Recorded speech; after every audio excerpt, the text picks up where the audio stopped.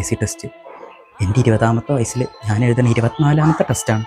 ഞാനാണെങ്കിൽ ഒരു വസ്തു പഠിച്ചിട്ടില്ല.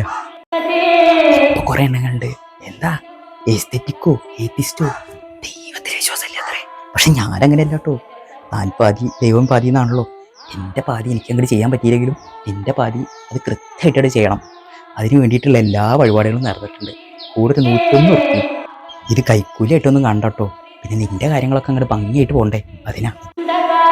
ഈ ടെസ്റ്റ് കൂടി കിട്ടിയില്ല വെച്ചാൽ ഞാൻ ജോലി ഇല്ലാണ്ട് തെണ്ടി തിരിഞ്ഞടക്കണതാണ്. കുറേ കുറേ ഉണ്ണിക്കണ്ണന്മാർ കാത്തിരിക്കണ്ടേ. അതുകൊണ്ട് ഇപ്രാവശ്യം നീ എൻ്റെ കൂടെ നിന്നേ പറ്റൂ. നിൽക്കില്ലേ? പിന്നെ ഈ നട്ടുച്ചയ്ക്ക് ഇതൊക്കെ ഇവിടെ വന്ന് പറഞ്ഞതിന് വീണ്ടും സോറി. ഉറങ്ങി എണീച്ചപ്പോൾ ലേശം വൈകിപ്പോയി. പിന്നെ ഈ നേരത്താകുമ്പോൾ നിനക്ക് വേറെ ആരുടെയും പ്രാർത്ഥനയും പരിഭവങ്ങളൊന്നും കേൾക്കണ്ടല്ലോ. അപ്പം എല്ലാം പറഞ്ഞ പോലെ എന്നെ കൈവിടരുത്.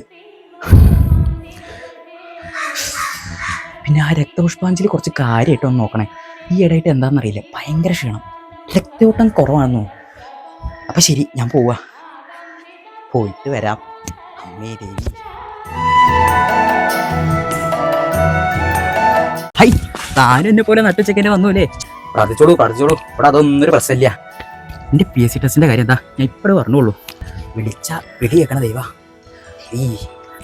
പ്രാർത്ഥിക്കാനോ? ബ്രോ. ഹൈ, പിന്നെ താൻ എന്തിനാ വന്നേ? ഈയിടെ എനിക്ക് കുറച്ച് ശത്രുക്കളുണ്ടോ എന്നൊരു സംശയം. അതുകൊണ്ടൊരു തേങ്ങ കൊടുക്കാൻ വന്നതാ.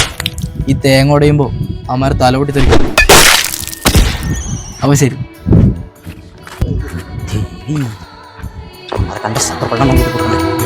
സത്യമായ ദേവി നിർമ്മലേ നമസ്തുതേ ചോറ്റാനിക്കരയേ